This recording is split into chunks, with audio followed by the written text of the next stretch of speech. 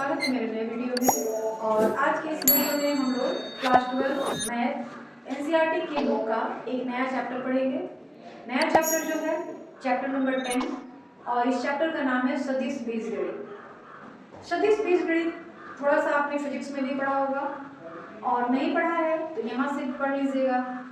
Physics में इसका बहुत ज़्यादा उपयोग किया जाता है।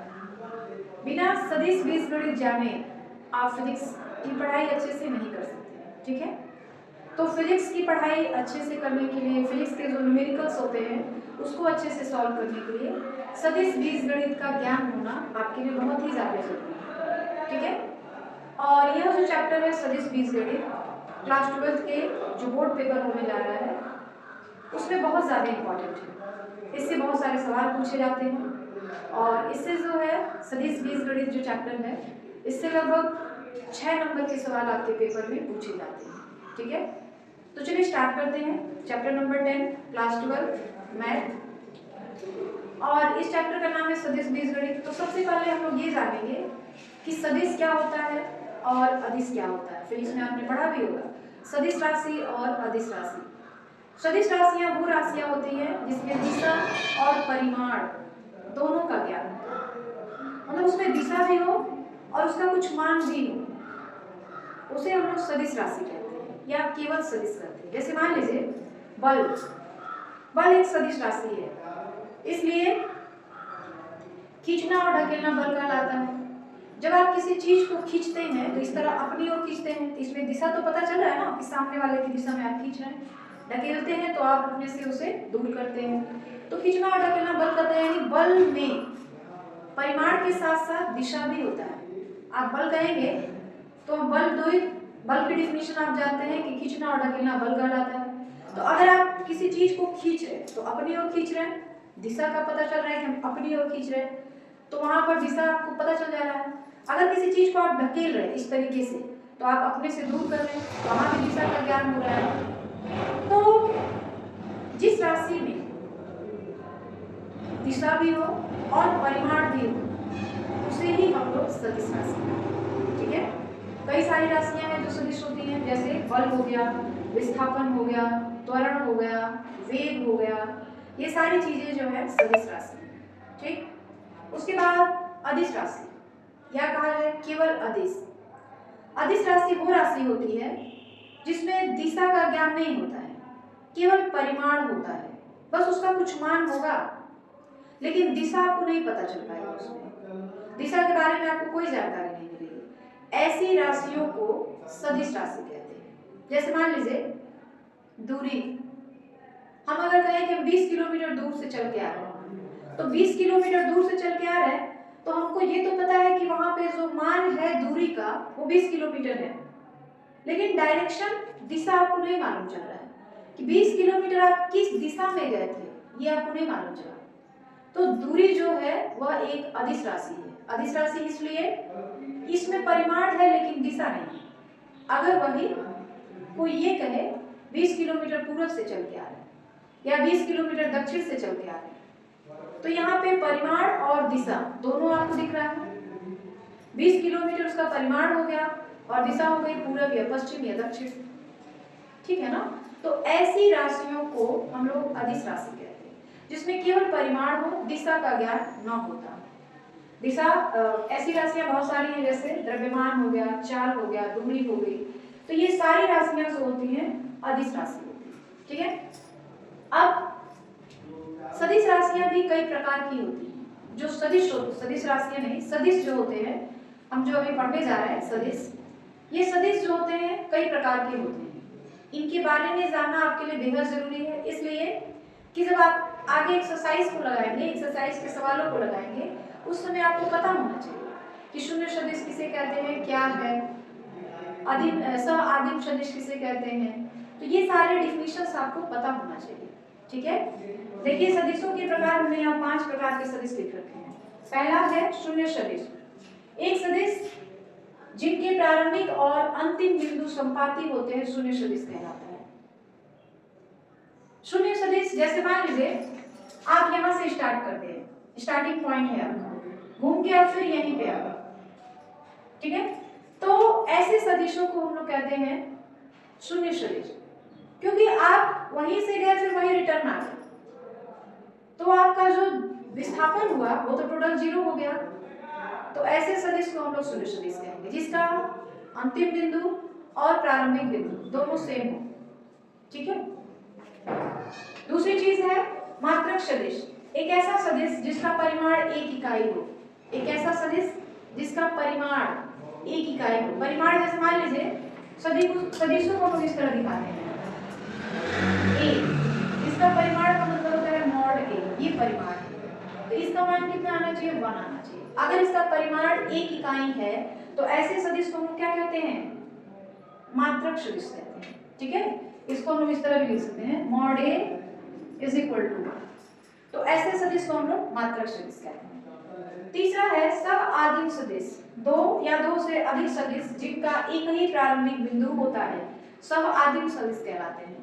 दो या दो से ज्यादा सदिश जिनका प्रारंभिक बिंदु एक ही हो, इसे ही हम लोग सह आदिम सदिश कहते हैं। जैसे मान लीजिए यहाँ पे एक बिंदु है, यहाँ से एक सदिश इधर जा रहा है जिसको हम लोग a कह रहे हैं, और एक सदिश इधर जा रहा है जिसको हम लोग b कह रहे हैं। तो a और b जो होंगे दोनों कैसे सदिश होंगे, सह आदिम सदिश होंगे। क्यों? क्योंकि दोनों का जो प्रारंभिक बिंदु है वो एक ही है और वो क्या है, बिंदु o। तो ऐसे सदिश को हम लोग सह आदिम सदिश कहते हैं। इतनी बात समझ आ गई? चलिए अगला है समान सदिश।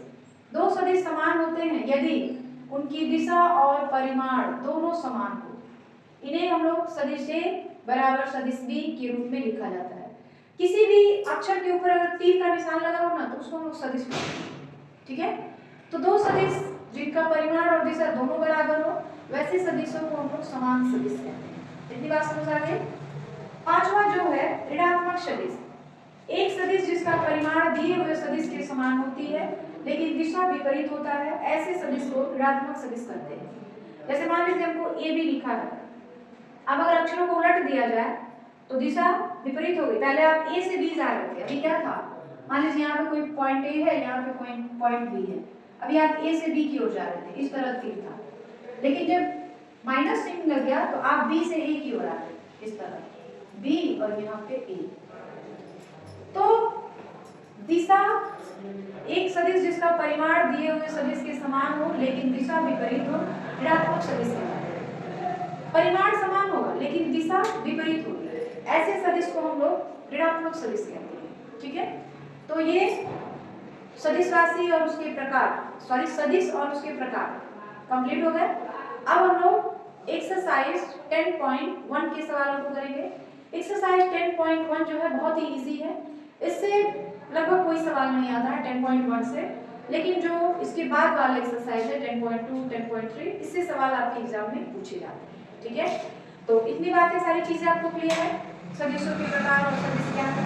आगे बढ़ा जाए तो चलिए आगे बढ़ते हैं, लोग एक्सरसाइज 10.1 के सवालों को सॉल्व करेंगे। चलिए देखते हैं एक्सरसाइज 10.1 का जो पहला सवाल है वो है उत्तर से 30 डिग्री पूर्व में 40 किलोमीटर के विस्थापन का आलेखीय निरूपण करें। ठीक है, देखिए अगर हम लोग इस तरह लाइन खींचते हैं, दो लाइन एक दूसरे को इस तरह काट रही हैं, तो ये चार दिशाओं को प्रदर्शित करती है। ये हो गया उत्तर,